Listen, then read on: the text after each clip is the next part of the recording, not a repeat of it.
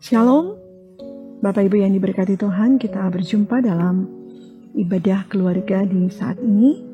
Mari bersama kita mempersiapkan hati dan pikiran kita untuk beribadah kepada Tuhan. Kita memulaikan ibadah kita dengan mengangkat pujian, Tuhanlah perlindunganku.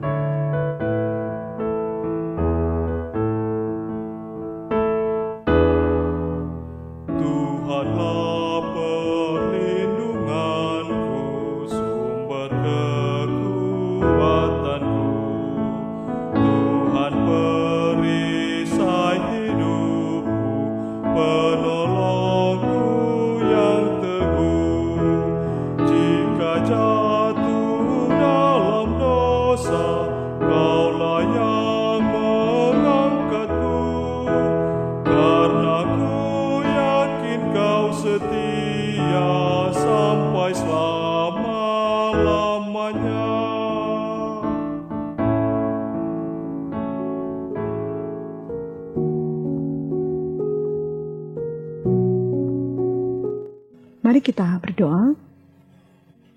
Kami naikkan pujian dan syukur kepadamu ya Tuhan, karena Engkau baik bagi kami. Saat ini kami mau bersama-sama belajar dari kebenaran firman-Mu.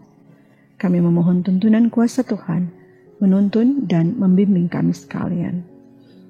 Maka biarlah Engkau yang mau berbicara bagi kami sedia mendengarkan firman kehidupan. Dalam nama Tuhan Yesus kami berdoa. Amin.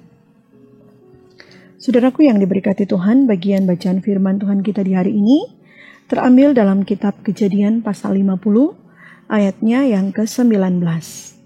Kejadian pasal 50 ayat 19, firman Tuhan berkata demikian.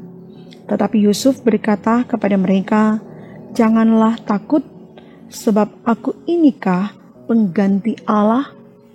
Saudaraku yang diberkati Tuhan, tema perenungan kita di saat ini adalah perkataan yang melegakan.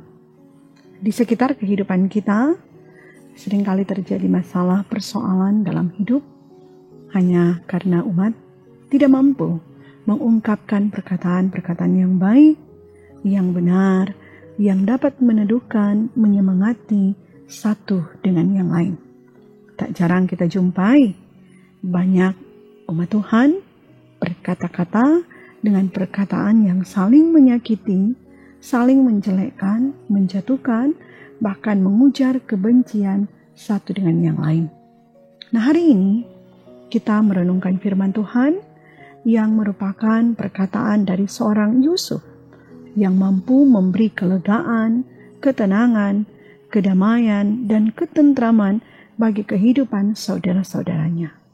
Jelas dalam bagian bacaan kita saat ini mengatakan Yusuf memberi jawaban atas ketakutan, kecemasan dari saudara-saudaranya.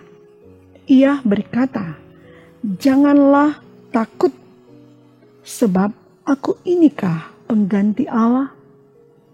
Ungkapan ini menyatakan bahwa dengan penuh rasa hormat dalam kerendahan hatinya, ia meminta saudara-saudaranya untuk memandang kepada Allah saja. Sebab ia tidak punya hak untuk menuntut pembalasan terhadap perbuatan jahat yang dilakukan oleh sanak saudaranya. Sebab pembalasan adalah haknya Tuhan dan bukan haknya Yusuf. Karena itu ia berkata, "Jangan takut, jangan cemas, jangan khawatir.